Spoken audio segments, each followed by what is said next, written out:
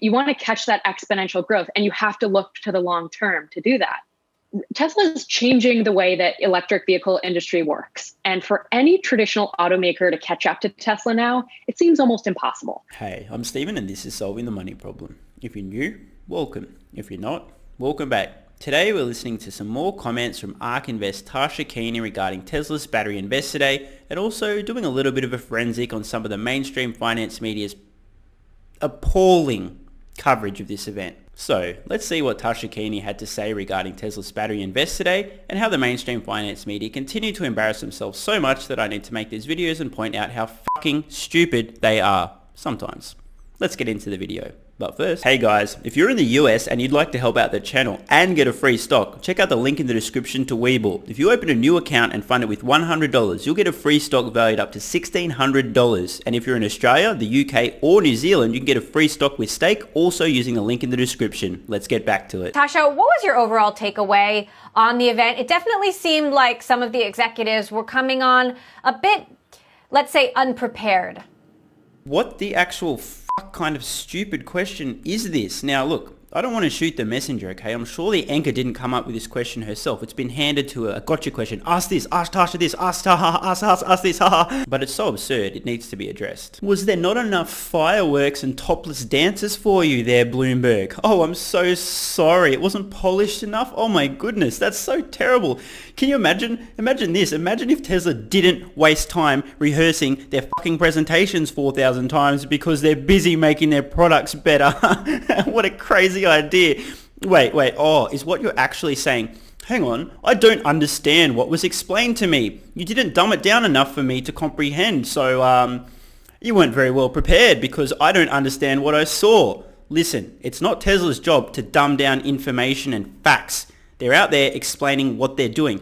Unprepared? What the fuck are you talking about? They went down in the weeds of the engineering, okay? Like, this is the most comprehensive, detailed, factual, tangible kind of presentation you'll ever see from a large company. But Steven, it sounded like they were just having a conversation and just talking about their technology and their progress, not presenting and trying to sell me something in hyperbole and fluff. I don't understand. It's not normal. I've never seen a presentation like this. I'm scared. Help me, Daddy. How to come across as an absolute moron. Step 1, mistake style for substance. There is no step 2.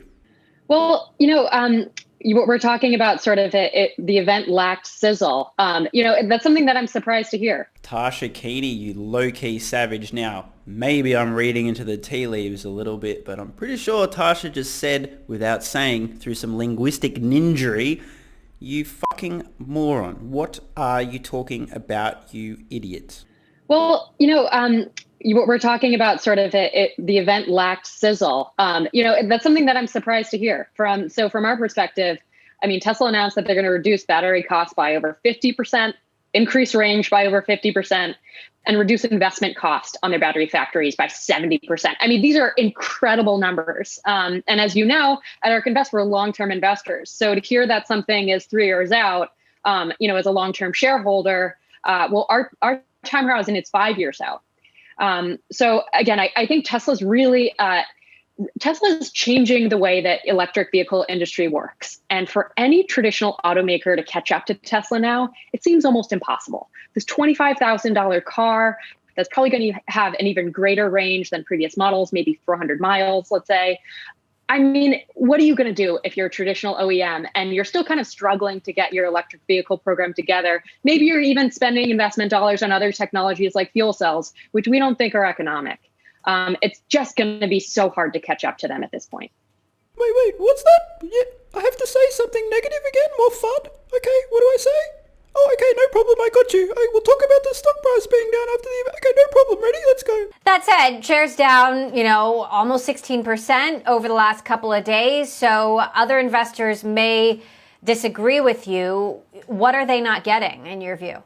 So literally seconds after Tasha is finished explaining, ARK Invest are long-term stock investors, 5+ year time horizon. The host is asking about a movement in the stock price 24 hours after an event. 24 hours, 5 years. Need I say more? Well, I think, as Abigail mentioned, the stock has had a good run this year, so this could be some pullback. But I do think that there might have been an expectation for a shorter term event. But, again, with a stock like Tesla, it's disruptive innovation. That's why we're long-term shareholders, because if you do focus on the short term, you're going to miss out on those inflection points. The point at which an electric vehicle reaches price parity with a gas-powered car. That's going to cause a dramatic inflection point in demand for EVs, and that's happening in the next 2 to 3 years. So I think again, you want to catch that exponential growth, and you have to look to the long term to do that. These comments from Tasha once again highlight the disconnect, the disparity. What's happening tomorrow, next quarter, versus what's happening in the next few years, 5 years or longer. As I've obnoxiously declared many times on this channel, there is no such thing as a short-term investor. There's two types of people who hold assets for a short period of time. Those who think they're investors but are actually dumbasses because they hold assets for such a short period of time. They introduce so much unnecessary risk, they're likely to fail over the long term and lose money, not make money. The second class wholly acknowledge that they're not an investor. They're in the casino, they're gambling with stocks, they understand the risks, they totally get it. That's fine. And the third type of person is actually an investor who actually invests in assets and holds those assets they've invested in for a long period of time to reduce risk and maximize their long-term returns. Let me know in the comments below, guys. What kind of investor do you think the mainstream finance media is, on average?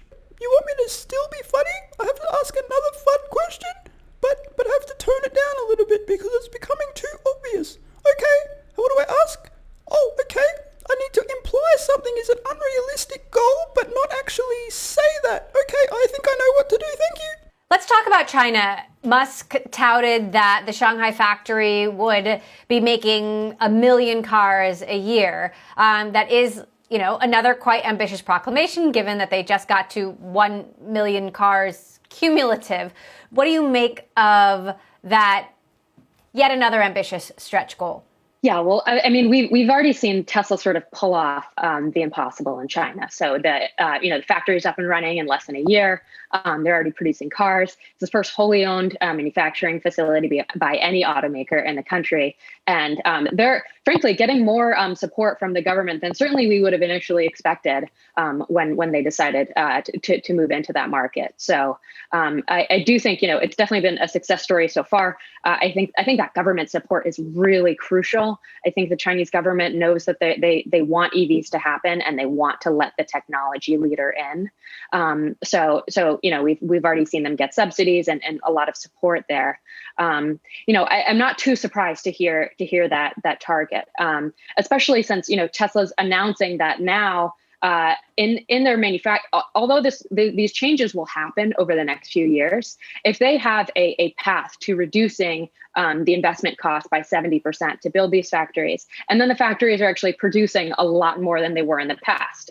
Last night, Elon said that one factory is basically producing what you would expect 5 to 10 to produce. So I think it's not too difficult, sort of knowing that background, that they would expect again to have a relatively aggressive goal there. And I would say that broadly, something I do think that investors are missing in Tesla is the autonomous opportunity. We've talked about this many times before. It was mentioned a few times on the call last night. I'm mentioning it because China is one of the largest markets for autonomous driving. So I also think that's really crucial that Tesla has sort of this stronghold there. Right. And they did say that they would have a full self-driving beta product out soon. I need to ask another funny question, but isn't it becoming very obvious?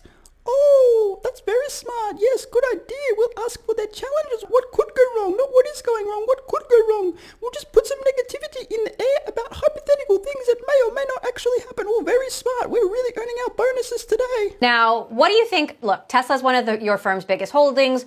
What do you think the biggest challenges are in terms of meeting your expectations? Like, what are you going to be watching? What's the catch, or what could the catch be?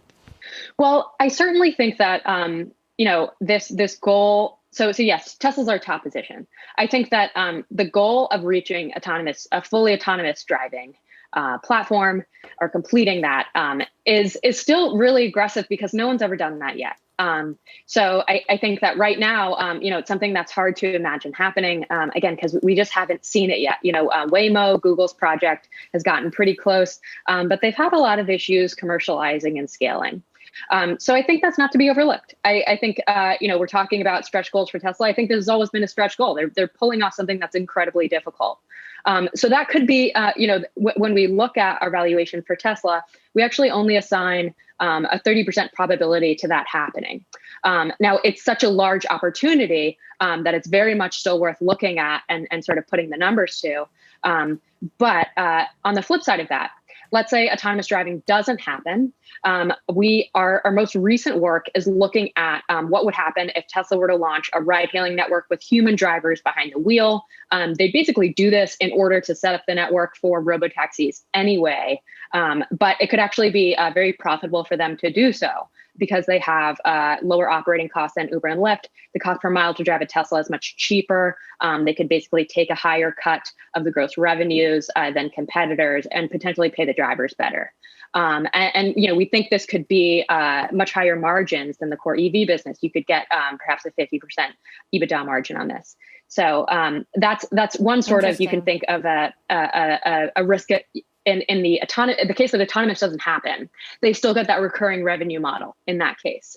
So we still think there's sort of a way to balance that risk. Tasha handled herself beautifully despite the constant fuddy questions. Now, I just wanted to dissect this, as I said in the beginning, do a bit of a forensic on some of the mainstream finance media coverage on Tesla. It appears to me that either they're incompetent or their goal is not to represent truth and information and convey facts and data, but instead to spin an emotional story, a narrative, make things look worse than they are. I mean, what the fuck was the opening question to this interview? Bloomberg should be ashamed of themselves. This is the kind of stuff that a few years ago held down Tesla's stock price because this is all people were seeing in their living rooms. This was everywhere in the mainstream finance media. Today, there's a few beacons of reason lighting up this sea of stupidity, but they still are in the minority. And until things change, I'm going to keep ripping on these dishonest, deceptive fudsters spreading fear, uncertainty, doubt and misinformation because it costs innocent and naive retail investors billions of dollars.